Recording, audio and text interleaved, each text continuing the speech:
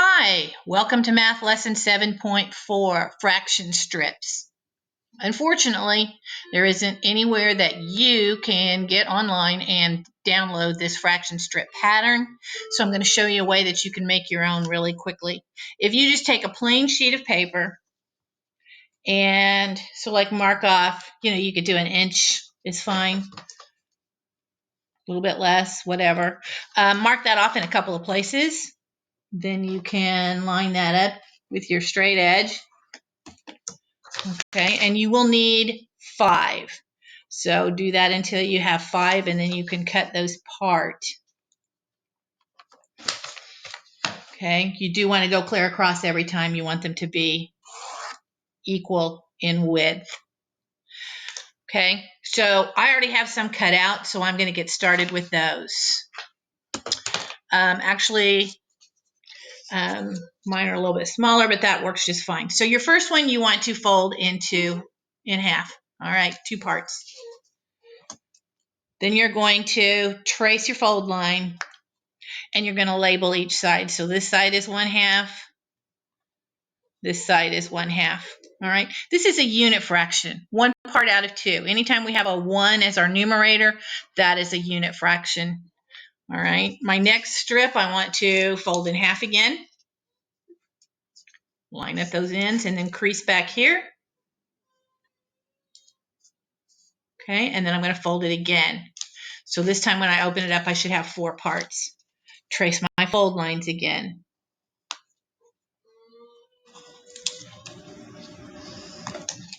And I'm going to label each of these. I have 4 parts, so each is 1 out of 4.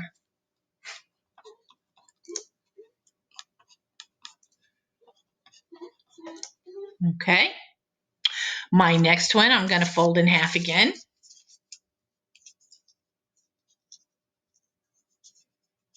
Fold again to make 4. Fold one more time, which will make 8 parts. Okay, so when I unfold that one and trace my fold lines,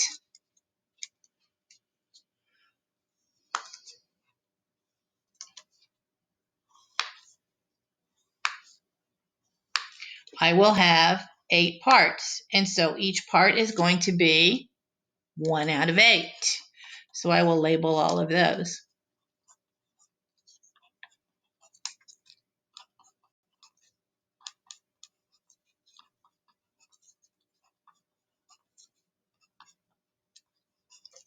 This one is a little bit trickier because you're going to try to fold this one into thirds. Probably the easiest way to do that is to kind of make it a ring and then push them together so that you have your ends. See, mine's not quite there, so I want to make this one side a little bit longer. Just try to get them as even as you can. Okay, that's pretty good. All right, and so then I'm going to, again, trace my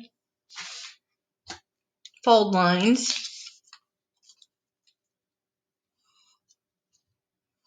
And so I have 3 parts, so this would be 1/3, 1/3, and 1/3. Okay, and then with my last one, I'm going to fold it into my thirds again. Some people do it maybe more like an S or a snake shape. And then so you just want to get your ends even with those curves. Okay, crease it. Then I'm going to take that and fold it in half. All right, so when I open that up, it's going to give me 6 parts. So I'm going to mark my folds again.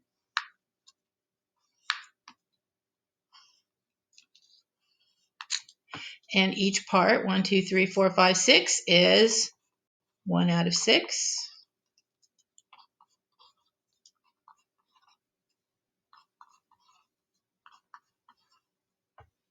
Okay. All right, so this keeps cutting out my web camera, so I'm hoping we can get through this time. So here are my fraction strips, and I've got them all labeled. Remember that, again, a unit fraction is any fraction that has a 1 in the numerator. So 1 part out of 3, unit fraction. 1 part out of 4, unit fraction. All right, so when you hear that term, you know what that means. So we're going to do some work to compare those. I'm going to lay these aside for now. The first couple here, they draw, and we can use what they draw. All right, so if we have 1/2 shaded in and 1/4 shaded in, you can see that the area here is bigger than this area. So 1/2 is greater than, I'm just going to, they tell you up here, remember what they look like.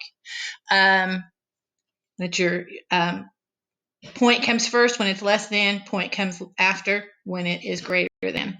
All right, so now 2/8, now we have to draw them. So when I want these to be visually equal, so I'm going to divide this into about half, and I'm going to divide each of those into half. Now I'm going to divide each of those into 2 parts again, and that gives me 8 parts. The other one I have to divide into fourths. So divide into half and split each of those parts as well. All right, so now if I shade in 2/8 and 2/4, I can see that the 2/4 is bigger. So 2/8 comes first in my equation. 2/8 is less than 2/4. All right, 1/3. And this one you're just going to have to kind of picture. And then I need 6, so let's do it into thirds again, and then let's divide those in half. So here's 1/3, here's 1/6. So you can see that 1/3 is greater than 1/6. 2/4, so I'm going to divide it into 4 parts, divide it into half, each of those into 2 parts. The other one, I have 4 in my denominator too, so I still need 4 parts. 2/4, and then all 4/4, which is the whole. So 2/4 is less than 4/4. All right, so 2/3 and 3/4. So let me get my fraction strips here. So here's my thirds, here's my fourths. Let's lay those out here and look.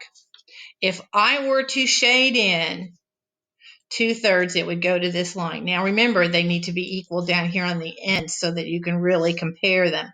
Okay, so 2/3 would go to this line, 3/4 would go to this line. So 3/4 is a little bit more than the 2/3. So 2/3 is less than 3/4. Okay, now let's see, I need my 6ths and I need my halves. So 2 halves would be the entire strip. 6/6 would be the entire strip. Both would be the whole. When I have the same number in the numerator and the denominator, that fraction equals 1 whole. So those would be equal fractions. Okay. I talked to you a minute ago about what a unit fraction is. So a non-unit fraction would be if I had more than 1 part. So if I had 3/6, that is a non-unit fraction. It would be the 3 out of 6 parts. Okay. So now I want to look at making some equal parts. And again, you want to keep this as visually equal as you can. Fractions are equal sized parts. So it says to divide the shape in half. All right, and what fraction names each part? Well, if I divided it into half, this is 1/2, this is 1/2. So what fraction names each part? 1/2. To divide this one into 4 equal parts, okay, do it in half first, then cut those in half. This is 1/4. All right, so what fraction names each part? 1/4. Divide the shape into half. So this is half. This is half. What fraction names each half or each part? All right, so when I divide this one into fourths, I could do it several ways. I can do it this way. I could do all my lines this way, or I could do them this way. All right, so let's do this. So this is 1/4. And what fraction names each part? 1/4. You've probably done this with your pattern blocks too. You have the red trapezoid, and if you wanted to divide that into 3 equal parts, you could put 3 of the green triangles on there, and that would be equal parts. And so each of those is 1 out of 3. So what fraction names each part? 1/3. Okay. So that pretty much covers our fraction strip lesson. I did want to go over maybe a problem or two that we have on our math boxes, because I thought these were some pretty good practice. And we've kind of gotten away from this. So an elapsed time problem here. Danielle skates from 6:45 a.m. to 7:30 a.m. before school each morning, Monday through Friday. So 5 days. She does it every morning. All right. She also skates from 3 o'clock p.m. to 3:30 p.m. in the afternoon on Mondays and Wednesdays. So 2 days a week. How long does she skate in a week? So if I were to look at my clock, okay,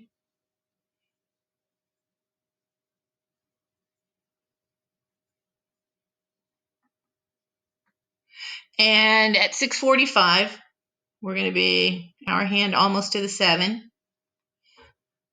So if I were 5, 10, 15, 20, 25, 30, 35, 40, 45 minutes. So 5 days a week, she's going to skate 45 minutes in the morning. Okay. When she skates from 3 to 3:30, that's a half an hour, so 30 minutes. And that was 2 days, just Monday and Wednesday.